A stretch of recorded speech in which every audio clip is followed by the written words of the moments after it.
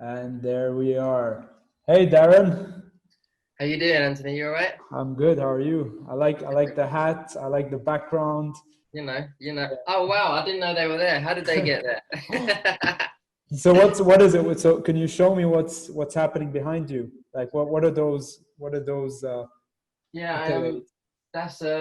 that's 10 years of hard work right there. There's some platinum discs, there's some gold discs, silver. There's a sellout tour poster. Just a collection of hard work. It's mad when you look at it. I think when you get it, you don't appreciate it as much. But Yeah, a few years later, you look back when you have time and you go, "Oh wow, okay, I achieved that." And not to kind of push ahead straight away, but one thing I always say to artists that I manage or people that I talk to is appreciate now and be present because it all goes so quick.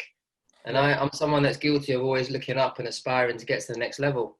And that's yeah, a good thing to have. But you have to appreciate where you are now and realize that, a lot of people would love to be in your position. So yeah. I always say celebrate all the wins, however small they are, however big they are. You have to celebrate them and be present and live in the now, and then you move on. Because I'll admit, when I got some of them, I wasn't even that excited. I was just about, okay, let's sell 1 million albums, or let's sell out a bigger tour. But sometimes you have to say, you know what, let me enjoy it now. This is Yeah. amazing. So that's something that I like to pass on.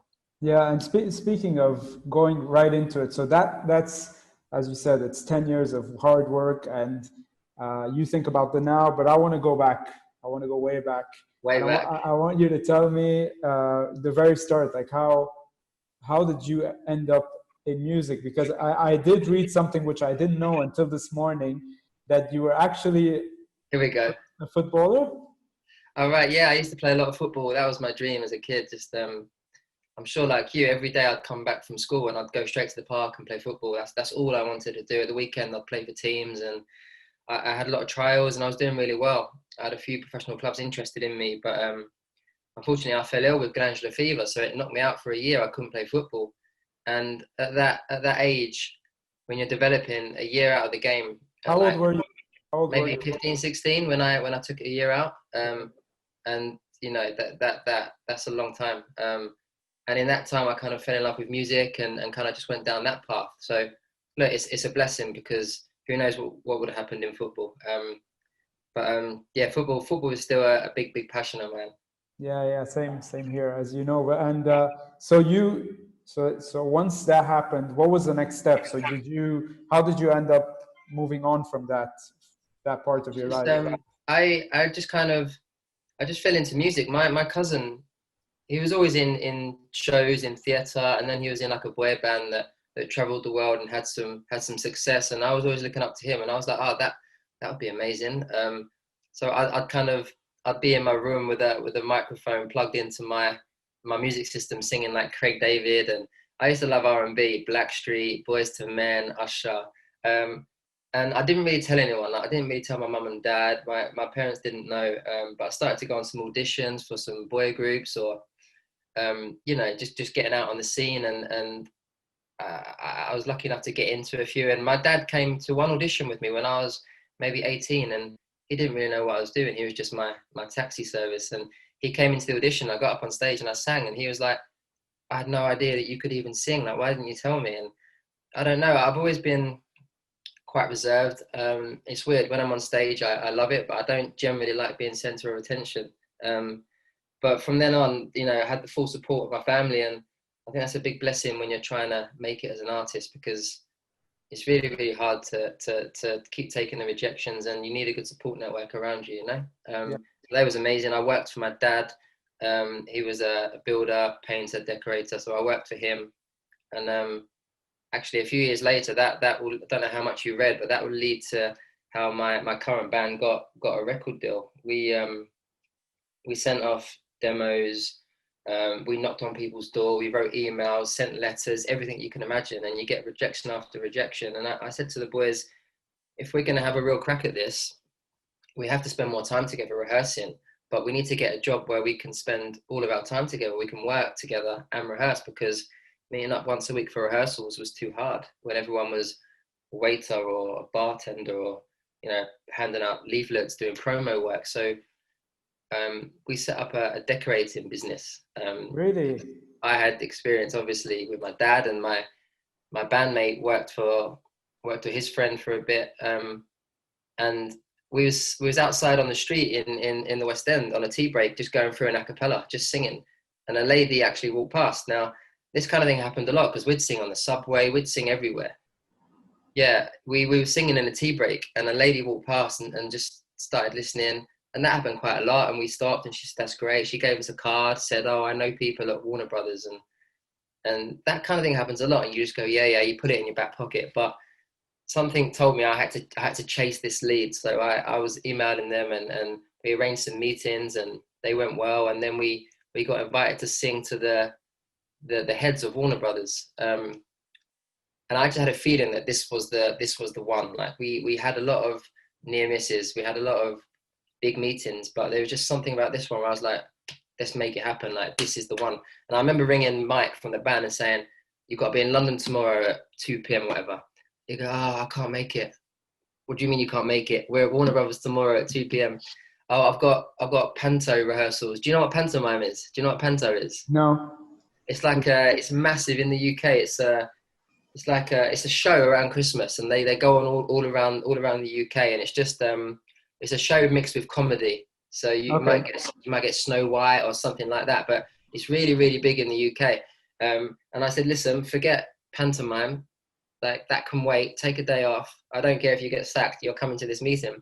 And look, we went. We sang a few songs. That led to a demo deal. We recorded demo deal, and then eventually it led to the 5 album deal. And then we've just had a crazy ride the last 10 years, man. It's been crazy, but we've worked hard, and I think the secret to our success is that we treat every year like it's our first year in the business.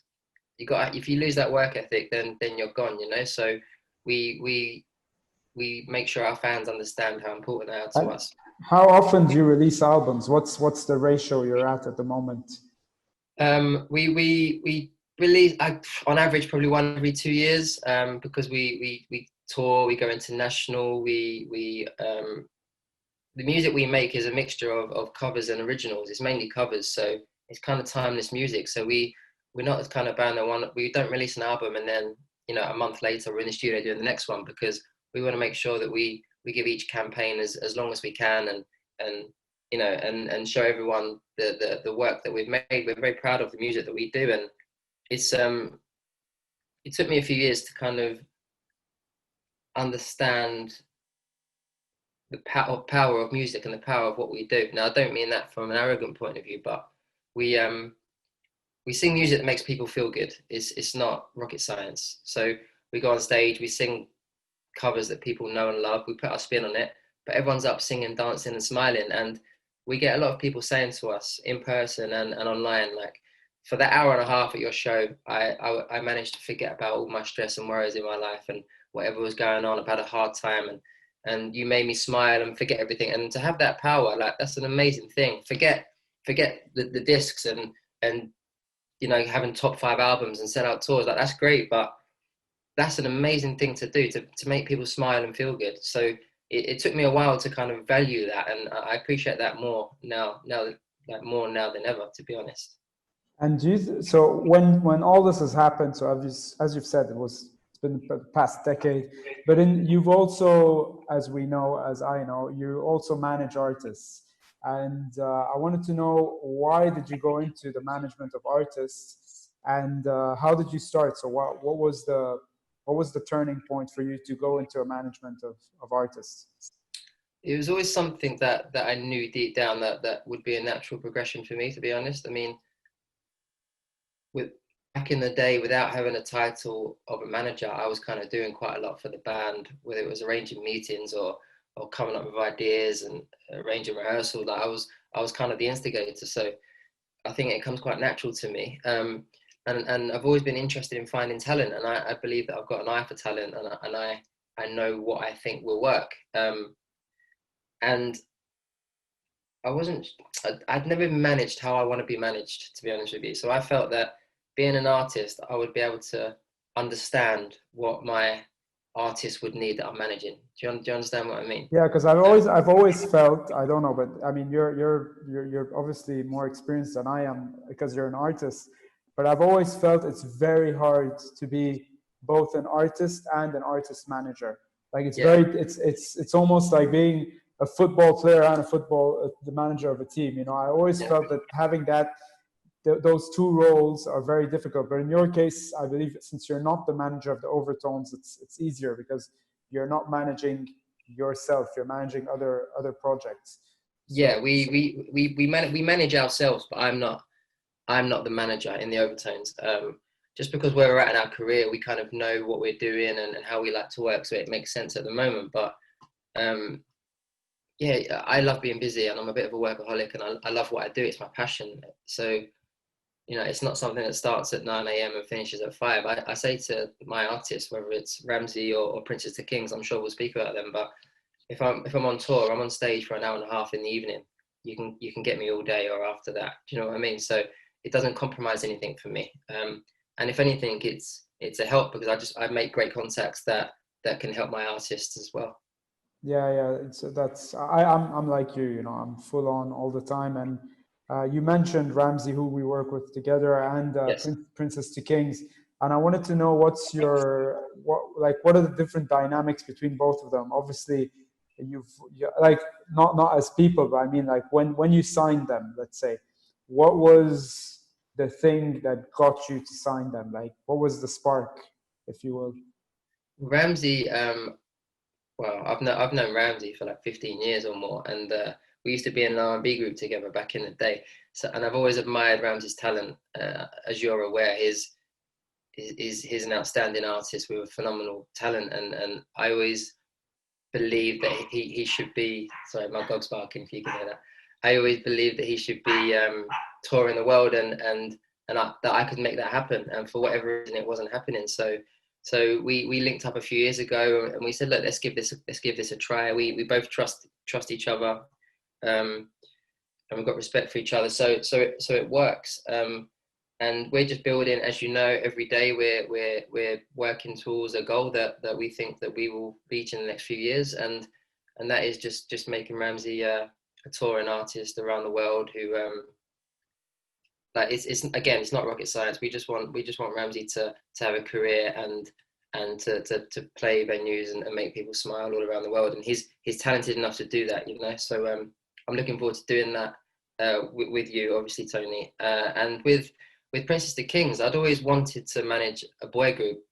I think because I've been in a few boy groups and I'm now in a band. I thought it would be fun to manage one, and I'd always wanted to manage brothers as well. I don't know why. I just wanted a family band, and I wanted the lead singer to be the youngest brother. And everyone was like, "Well, it's very specific. Like, It is, how yeah, you that's gonna do that? Like, it's not you're not gonna find the Jackson Five, the next Jackson Five." And I was like, I just think that I'm gonna find it. So one day I was just online hustling and looking for talent, and I came across these three brothers, and they're very raw, very very raw, and very young.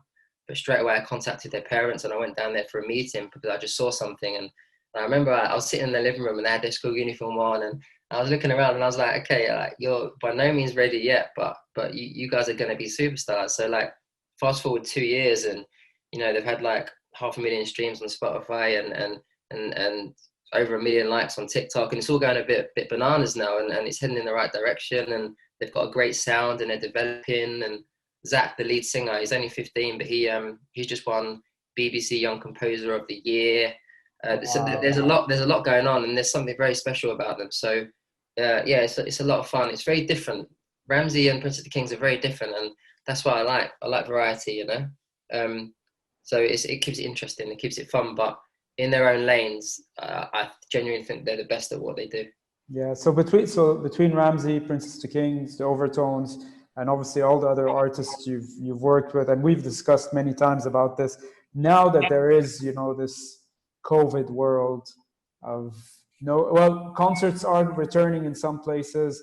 It's always a bit of a tricky scenario. You don't really know how they're going to space people out or do the social distancing thing. For artists, what do you feel are the major changes coming up? Like with your artist and with your band, what do you think are the things that maybe 12 months from now are going to be super important that we haven't yet figured out right now? You know, it's crazy. Like being in the industry, every day, every week, you're hit with something new, and you find out new news. I mean, what everyone's missing at the moment is live shows and that interaction. Obviously, artists miss it because it's what we love to do, and to be blunt, it pays the mortgage. And fans are missing it because it's what makes them happy and makes them smile. So we have to try and do something. I was speaking to the boys yesterday, and I was saying I think we need to, maybe even if it's in an empty venue, like let's record a show, and then we put tickets online, because we need to start giving fans, entertainment again. You know, there's only so much you can do with, like, you know, we were doing Zoom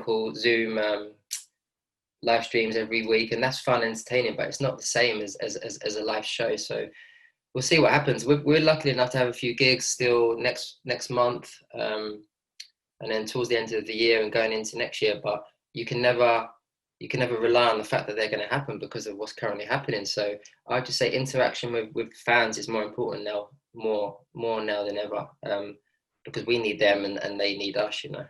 Yeah, and speaking of that, we both obviously preach about content and posting regularly and all that. Yes, yeah. So let's say because I do know that a few artists watch here, and I do preach about this as much as you do. I wanted to know what's your take, if you could give it, like, in terms of advice for posting. Like, how should artists think about that? Do you know what? I'd actually say don't think about it too much. But in general, I think that you just need to be active, and you need to be visible, and you need to post. Don't worry if you're doing 2 or 3 posts a day. Don't worry. Just make sure you're posting daily, I would say. And with regards to releasing music, release as much as you can. If you've got a studio at home, you've got no excuse to not be releasing songs every 2 weeks, every 3 weeks. If you've got the facility to do it, just do it, especially if there's time, because, you know, we've spoken about the head of Spotify that gave advice a few weeks ago, and it's all about just releasing content, being visible in the marketplace. There's a lot of competition out there. Do you know what I mean? There's a lot of competition, but I think artists now are lucky that you don't need major labels behind you. If you've got an amazing song, you've got a platform that you could pay £10 and get it uploaded with a distributor, and your song's out there. And then it's up to you to be creative with promoting it and marketing it, and doing fun things online to get people's attention. So it's hard, but I think it's a really exciting time for artists as well in that way. Yeah, absolutely. I mean, I'm aware, as you are, about the 50,000 new songs a day on all streaming platforms. And then you say to yourself, I mean, more people are more likely to, if you tell them to go and pay for the lottery, where the odds are so little, yes, they'll do it. But if you tell them to start releasing songs every other day, they'll start saying, no, we can't, and this and that. You know, they'll say that, you know, I'm not saying to release songs every day, but once a week, a normal, like a song, next week an acoustic version, the week after an a cappella version. I don't know. It's just that content is what drives the algorithm. But it's a tricky scenario for artists as well, you know. So it is tricky, but I think that translates to life. Like my good friend's son's a very talented footballer, and he's very young. And a lot of people say, "Oh, it's too hard to make it as a footballer because he's got trials at the moment." It's like, you've got to be in it to win it, right? I mean, you growing up, you might be saying you want to work in the music industry. People are like, well, how are you going to do that? It's hard. You're doing it and you're successful. With me, people would say to me and my family, like, when's he going to get a proper job? Like, I'd have that a lot, but I just use that as fuel to make me go, I'm going to prove all you wrong, and I can't wait. Like, I see it as a challenge. And I mean, you know, how many people want to be in a successful band and tour the world?